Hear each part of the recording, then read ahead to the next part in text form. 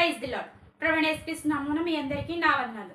ప్రవక్త అయిన యెషయా గ్రంథము 55వ అధ్యాయము 1వ వచనం. దప్పికొన్న వారులారా నీళ్ళ యొద్దకు రండి, రోకలు లేని వారులారా మీరు వచ్చి కొని భోజనము చేయుడి. రోకలు లేకపోయినను ఏమీయు నీయకను పాలను ద్రాక్షరసము కొనిడి. దప్పికొనిన వారులారా మనము దేవుని వాక్యము కొరకే దప్పు కలిగి ఉండాలి. ఈ లోకంలో జీవిస్తున్నాం కాబట్టి మనము ఆయా కోరికలు ఆయా ఆశలు మనకి కలుగుతూ ఉంటాయి. ఆశ పుట్టినప్పుడు ఆశ తీరిన తర్వాత మరొక ఆశ పుట్టుకొస్తూ ఉంటుంది.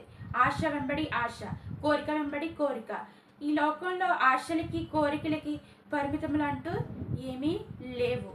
కానీ మనిషి జీవితము ఏదో కోరుకుంటూనే ఉంటుంది, మనిషికి మరణం వచ్చేంత వరకు. కానీ మన ప్రాణము దేవుని వాక్యం కొరకే ఆశపడాలి, దేవుని వాక్యం కొరకే తృష్ణ కొనాలి. ఆ రకంగా మనమందరము ఉండాలి.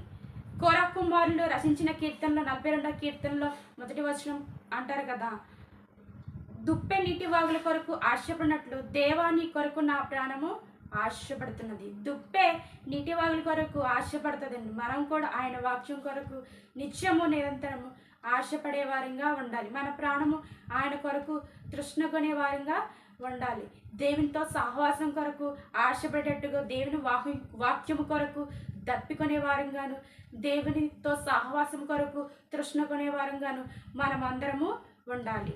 కింద లైన్లో అంటారు కదా, రోకలు లేకపోయినా మీరు వచ్చి కొని భోజనము చేయండి.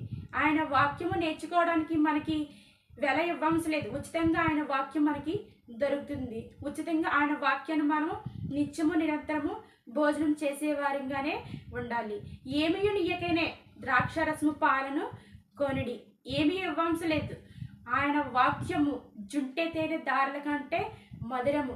అలాంటి వాక్యము మనము ఏమీయో ఇయ్యకనే ఉచితంగా ఆయన వాక్యము దొరుకుతుంది. కాబట్టి ఆ వాక్యాన్ని చదివి నిరంతరము ఆ వాక్యాన్ని మన జీవితానికి అన్వయించుకున్నట్లయితే మన జీవితాలు ఎంతో అద్భుతంగా ఉంటాయి.